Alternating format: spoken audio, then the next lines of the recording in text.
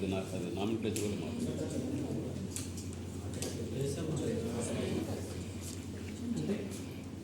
Existing building police station ఇది location change లోనే మొత్తం ఏ లొకేషన్ చేంజ్ అయితే మళ్ళీ మ్యాప్ లొకేషన్ మార్చేస్తున్నారా? లొకేషన్ మారితే మళ్ళీ బిల్డింగ్ చేంజ్ అయిపోతుంది. మరి నామినేషన్ కూడా మారుతది కదా.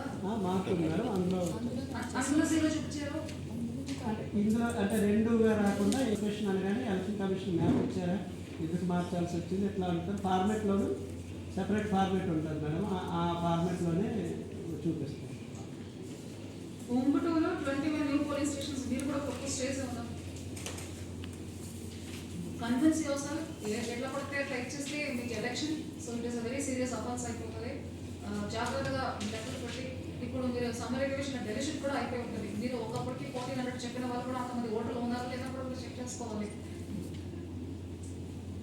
చింతలు కూడా 8 చెప్పి ఉన్నారు, న్యూస్ కూడా 5 చెప్పారు, కైకలూరు 9 చెప్పారు, Bengaluru 9. So all these people నేను చెప్పిన విధంగా మీరు నోట్ చేసుకొని convince yourself, EROs please convince yourself and then you send it. ఎదురు చూసుకుంటే మేడం అది ప్రజెంట్ ఉన్న టోటల్ ఎలక్ట్రిక్ మొత్తం వాటర్ దానికి 248 ప్రపోజ్ చేశారు టోటల్గా చూస్తే ఒక్కొక్క 907 మేడం ఒక పోలీస్ స్టేషన్ 1400 ఒకేసారి పడేస్తారు. ఇంకా కొంచెం దగ్గర ఒకటే చూస్తే రూరల్ పోలీస్ స్టేషన్ లో మీకు ఓటర్ ఐడి 300 కూడా ఉండడానికి స్కోప్లు ఉంటాయి. సో రూరల్ పోలీస్ స్టేషన్ పెట్టి 900 చెప్పదు, అర్బన్ రూరల్ గా డివైడ్ చేసుకుని వాళ్ళు వర్కౌట్ చేస్తే మీకు తెలుస్తుంది.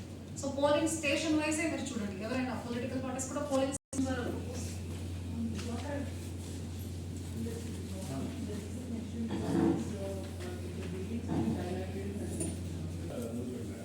విక్టోరియా టౌన్ అని చెప్పేసి బాగా ఓల్డ్ మేడం, రోడ్ పక్కనే, అందుకని అవి చేంజ్ ఆఫ్ లొకేషన్ ఓల్డ్ రాదు, మనం బాగా కూర్చొని అటెండ్ చేస్తున్నాం. So let us be very clear, old గా ఉంది కాబట్టి మీరు మార్చేస్తున్నారా? డిలాపిడేటెడ్ అంటే అక్కడ స్కోప్